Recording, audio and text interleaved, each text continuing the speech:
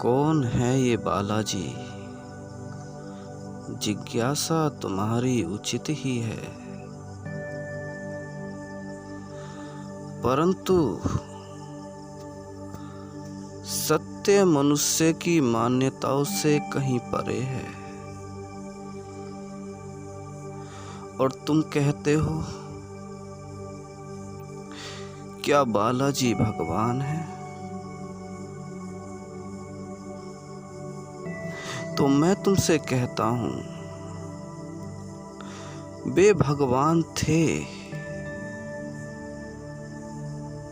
मगर है नहीं। जैसे तुम भगवान हो और रहोगे नहीं, क्योंकि भगवान तो वही है जो भूमि, गगन, वायु, अग्नि और नीर का मिश्रण हो, और जो मिश्रण ही न बचा, जो इन तत्वों से परे की बात हो गई, वो भगवान रह गया, है नहीं। और जितने भी भगवान हैं वे भगवान रह गए, है नहीं। सही अर्थों में तो तुम ही भगवान हो। तुम्हारे पड़ोसी भगवान हैं, तुम्हारे मित्र भगवान हैं, तुम्हारे माता पिता, तुम्हारे भाई बंधु सब भी तो भगवान हैं।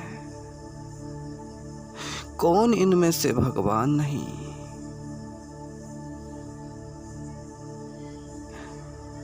यदि हां, तुम कहो कि बालाजी परमात्मा है,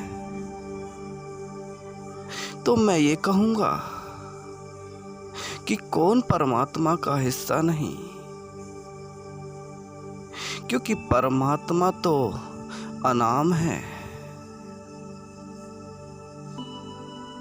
और अनाम के कितने नाम हो सकते हैं ये जानना बड़ा मुश्किल है। क्योंकि जिसका कोई नाम ना हो उसे कौन किस नाम से पुकार ले, इसका क्या पता।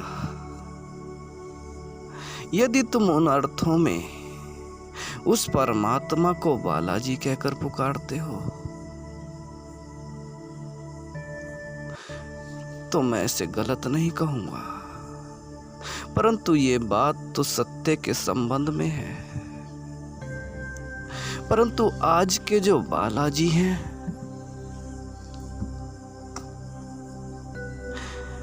वे मनुष्य की मान्यता के संबंध में हैं।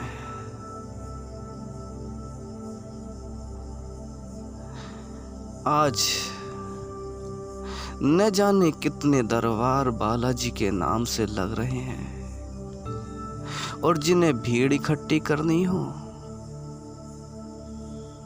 वह बालाजी के नाम से दरबार लगा ले, क्योंकि दरबार लगेगा, भीड़ भी आएगी, चमत्कार भी होंगे, पर सत्य ना होगा।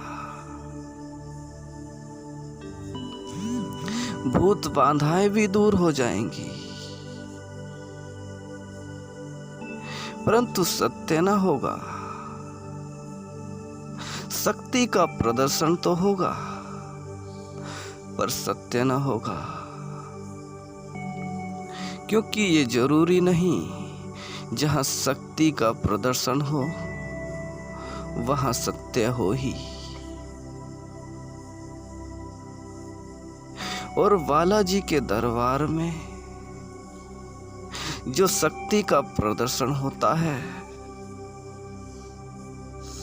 वह तुम्हारी ही मान्यताओं के कारण होता है, तुम्हारी ही मानसिकता के कारण होता है, तुम्हारी ही श्रद्धा और विश्वास के कारण होता है। तुम सोचो कि बालाजी आए और कुछ कर गए, ऐसा बिल्कुल नहीं। जैसा तुमने विश्वास किया वैसा हो गया, क्योंकि स्रोत तो तुम्हारे अंदर से ही प्रकट होते हैं, क्योंकि जो भी है वो सब तुम्हारे अंदर ही है। बाहर तो सिर्फ प्रतिछाया है, क्योंकि वह सब चीजों का स्रोत तुम्हारे अंदर विद्वान है। वह परम सत्य परमात्मा तुम्हारे अंदर विद्वान है, और उसी से ये सारी सृष्टि उत्पन्न होती है, उसी से सारी ताकतें उत्पन्न होती हैं। फिर बालाजी की ताकत क्यों ना उत्पन्न होगी।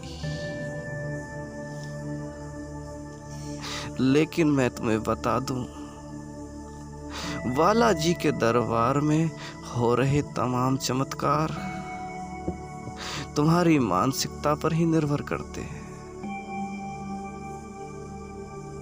और जो दरबार तुम्हारी मानसिकता को बदल रहा है और जिससे तुम्हें लाभ हो रहा है, मैं उसे बुरा भी नहीं कहता, लेकिन मैं ये जरूर कहूंगा कि सत्य की खोज से पहले रुक मत जाना। सत्य की खोज से पहले शक्ति के प्रदर्शन में उलझ गए और वहीं रुक गए तो कुछ ना पाओगे, खाली हाथ ही रह जाओगे। क्योंकि जब तुम किसी अदृश्य ताकत के विषय में कल्पना करते हो,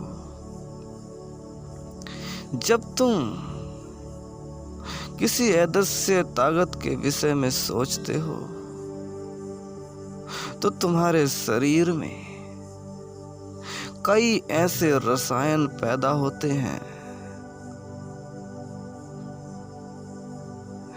जो तुम्हारी कई सारी बीमारियों में काम आते हैं और तुम्हें ठीक कर देते हैं। और बालाजी की वह अदृश्य ताकत ऐसे ही काम करती है। और तुम विचार करते हो, तुम दरबार जाते हो, तुम्हारी मानसिकता बदलती है, मस्तिष्क केमिकल पैदा करता है और तुम्हें लाभ हो जाता है, क्योंकि तुम्हारी मानसिकता बदलने से मस्तिष्क वैसे ही केमिकल पैदा करेगा जैसी तुम्हारी मानसिकता हो जाएगी। मानसिकता बुरी हुई तो केमिकल ऐसे पैदा होंगे जिससे तुम्हारा ही नाश हो जाएगा। और यदि मानसिकता तुम्हारे हित की हुई तो केमिकल ऐसे पैदा होंगे कि तुम्हारी कई सारी बीमारियां, समस्याओं का समाधान हो जाएगा। लेकिन मानसिकता तुम्हारे हित में हो ही, ऐसा जरूरी भी नहीं, क्योंकि ये तुम्हारे लगने से होता है। तुम्हें लग रहा है कि यह मानसिकता मेरे हित की है, यह बात मेरे हित की है, तो रसायन पैदा हो जाएंगे। लेकिन जब तक वह बात जो तुम्हें तुम्हारे हित की लगती है तुम्हारे गहरे बोध के तल पर सिद्ध ना हो जाए, तब तक उसे अपने हित की ही मत मान लेना। क्योंकि सत्य का प्रकाश जब तक न चमकेगा तब तक खाली हाथ ही रहना पड़ेगा, क्योंकि मानसिकता कितनी भी बदल जाए, एक दिन सत्य उजागर हो ही जाएगा। और जिस दिन सत्य उजागर होगा उस दिन पछतावे के सिवा कुछ ना होगा।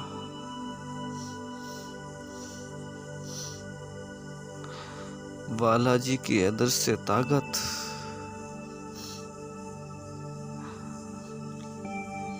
जिसे बालाजी के नाम से जाना जाता है, हनुमान के बाल स्वरूप की ताकत है। हनुमान के छोटे स्वरूप की ताकत है, लेकिन ये कहीं बाहर से नहीं आती। मैं पहले ही कह चुका हूं, ये तुम में से ही पैदा होती है, क्योंकि ये तुम्हारे अंदर ही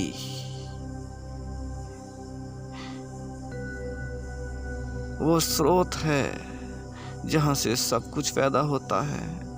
वह परम सत्य परमात्मा तुम्हारे ही अंदर है। इसलिए ताकतों में ना उलझ जाओ,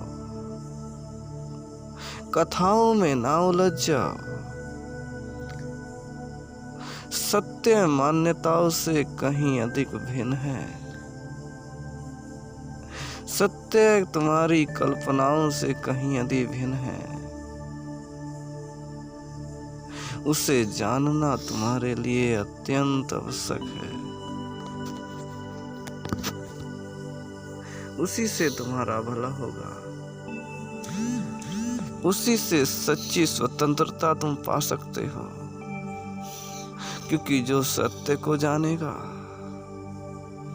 मुक्ति उसी की होगी। और शक्ति के प्रदर्शन में उलझकर कितनी भी मानसिकता क्यों ना बदल जाए, परंतु अंत में भटकाव के सिवा कुछ नहीं। अंत में भटकाव ही रह जाएगा, पछतावा और रोना ही रह जाएगा। इसलिए समय रहते ही मैं सचेत कर देता हूं कि सत्य की तरफ मुड़ो। शक्ति के प्रदर्शन से मोहित न हो जाओ।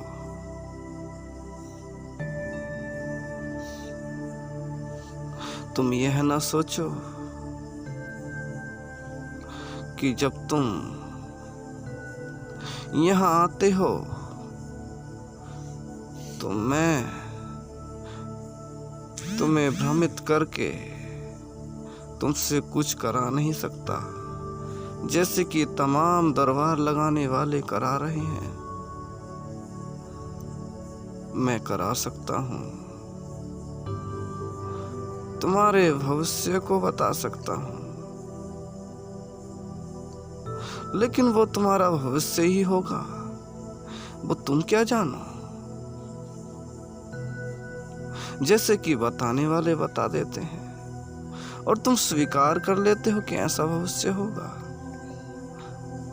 लेकिन अभी तुम्हें पता ही क्या कि होगा ही ऐसा। और जो बीत गया उसके बारे में बता देते हैं और तुम सोचते हो ये तो साक्षात ईश्वर उतर आए जो हमारे बारे में इतना सब कुछ जानते हैं।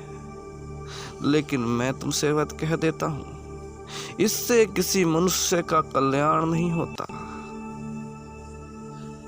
तुम्हारे बारे में कोई तुम्हें बता दे, इससे तुम्हारी कौन सी भलाई पैदा हो जाएगी। भलाई तो सत्य से ही पैदा होती है, उसकी तरफ रास्ता मुड़ जाए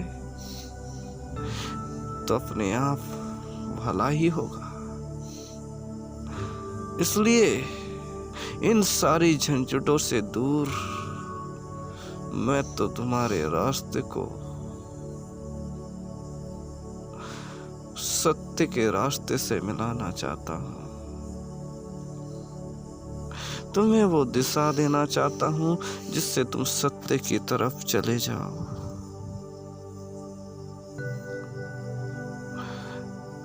अन्यथा फिजूल की बातों में उलझ कर न रह जाओ।